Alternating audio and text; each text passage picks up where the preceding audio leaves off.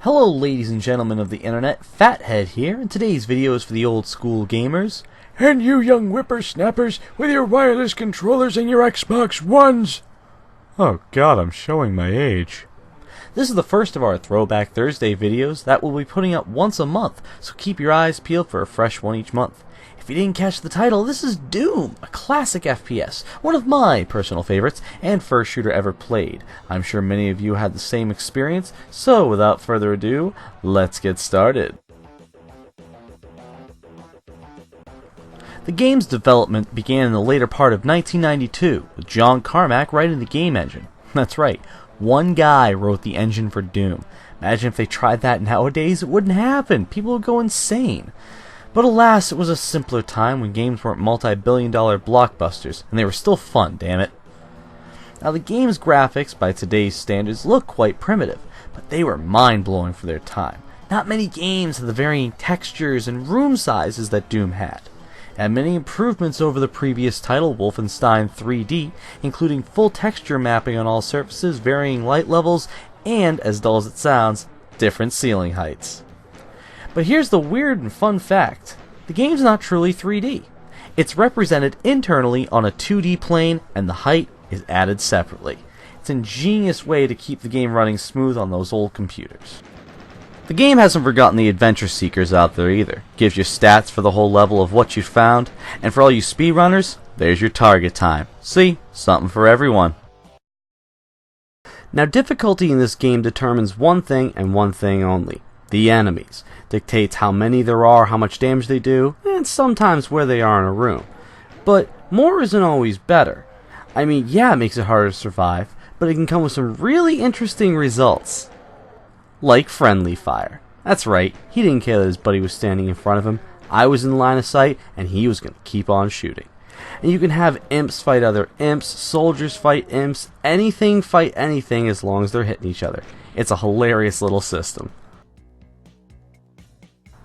Now the game isn't all run and gun, that's a large portion of it, but what really makes this game very unique, at least for me, is the exploration factor. Hey, you go around, you hit the right wall, and a door opens up, giving you all this extra loot. Even more secrets. They lead to finding guns well before you're supposed to get to them, and of course, even more secrets. That's more on the completionist list, if that's your style of gameplay, that is. But this just makes the world a lot bigger than it originally was.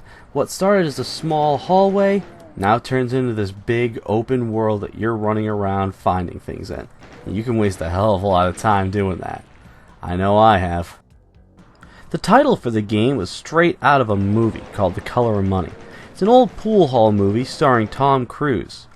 Tom Cruise is approached by another man and he asks him, "What do you got in the case?" Cruise looks up with a cocky smile and says, "Doom."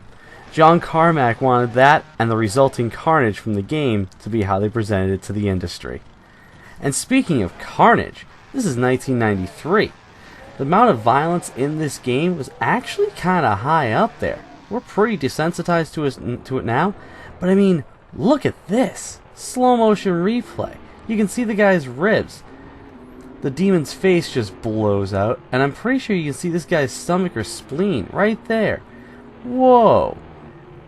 There was really nothing else in the market that gave you that kind of visceral killing effect. A lot of people, didn't like it. But there was really nothing else like it. Such a simple design. Kill everything, get to the exit. Doom's weapon progression really became a prototype for most shooters that came after it. You start off with a weak but effective pistol, move up to a shotgun, then a chain gun, rocket launcher, plasma rifle, and of course, the big old BFG 9000. Most alien sci-fi type shooters afterwards, you'll see this progression from weaker to stronger, whether it's weak rifle to strong rifle, even some multiplayer shooters. Really kind of brought about the power weapon idea. The shotgun, though, is really the end-all be-all. Look at that. 2 double kills back to back. This thing was great at range, point blank, and everywhere in between. You really didn't need much else, unless you were dealing with a room full of these guys. Another big part of the Doom games is movement, making sure you were staying out of the line of fire, keeping your health up, and the enemy's health in the toilet. Failing to do so, standing and fighting, that could be the end of your night right there. Oh, but listen to me yammer on like this. You're missing the best part of the game, one of my personal favorite parts in fact, the music. So I now leave you in the capable hands of Robert Prince.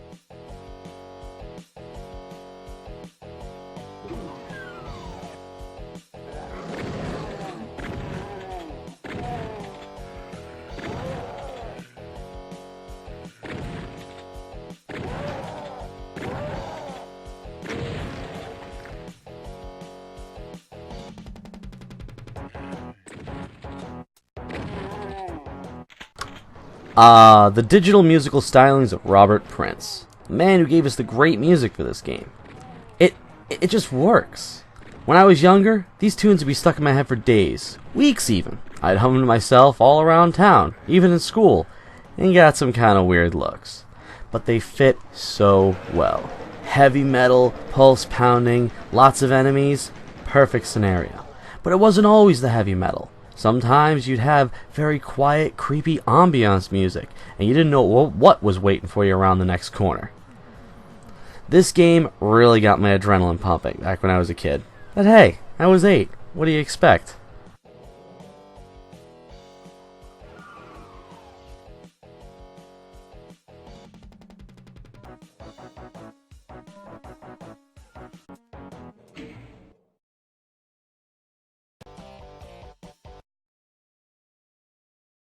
This game was the first game I ever experienced any kind of a jump or fear factor when I was playing a game. Other ones were, oh no, I'm gonna miss the jump, I guess I'll just restart. But Doom was the first one that made me really go, alright, I think the room's clear, and what the hell is that? Oh my god, they're invisible now? And it really got me to jump back and realize, this is gonna take a bit of time. Another fairly unique thing about this game was it was also partially a puzzle game. You had to figure out things like, I have to push this button first, then this one over here, otherwise the pillars won't go back up. And that's how you open these stairs? Oh wow.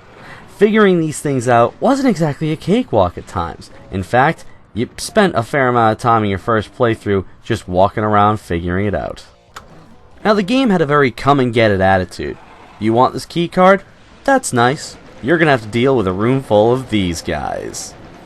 Picking up key cards or any other item in the game you may need later down the road and being assaulted by enemies from hidden doors inside the room just en masse wasn't uncommon, but it surprised you every time.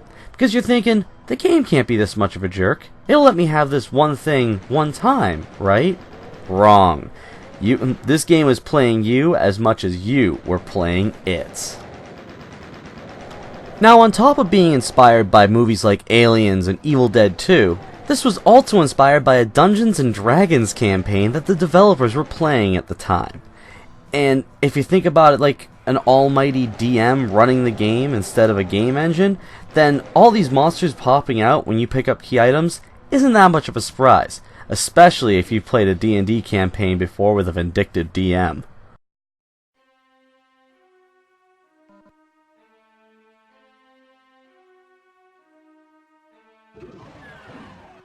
Now Doom, like most of the old games us old fogies play, is something of an anomaly these days. How unapologetically difficult it can be.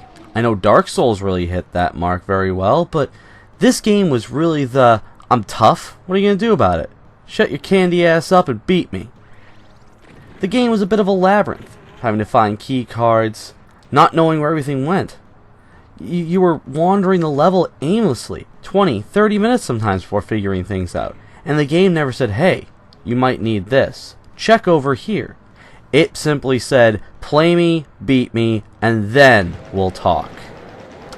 Doom was one of the first games to introduce multiplayer in a different light. Instead of just calling it multiplayer, it was a death match. You took on your friends head to head, and you murdered them. It didn't sound too appealing to some people, but it really was the first game of its kind to kind of label it like that. It had a co-op where you could take on the hordes of hell together with a friend, or kill your friends in a 4-player deathmatch. It was also the first game to utilize the whole Ethernet connections between computers, as opposed to just playing on the same console, or fighting AI. Now this isn't the entire game. This is only the first episode. Back in the day, The first episode was available for free, and a lot of people thought they beat the entire game when they beat just the first episode. Goes to show you how much effort they put into this. Fantastic. Every single world or episode was ended with a big epic boss fight, and the farther down you got, the more epic they became. It was one of the first shooters of its kind to really do this.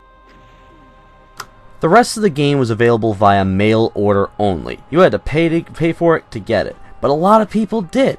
I mean, after playing a first episode like this and feeling out the game, you really wanted to finish it. Now, why do you know it's not the end? Well, you die. That's not how it's supposed to happen, and the game fills you in a little bit of the plot. Well guys, I really hope you enjoyed the video. Come back every Thursday, once a month, to see another one of these Throwback Thursdays. It's our way of really letting people feel the nostalgia, because we're not all that young anymore, are we?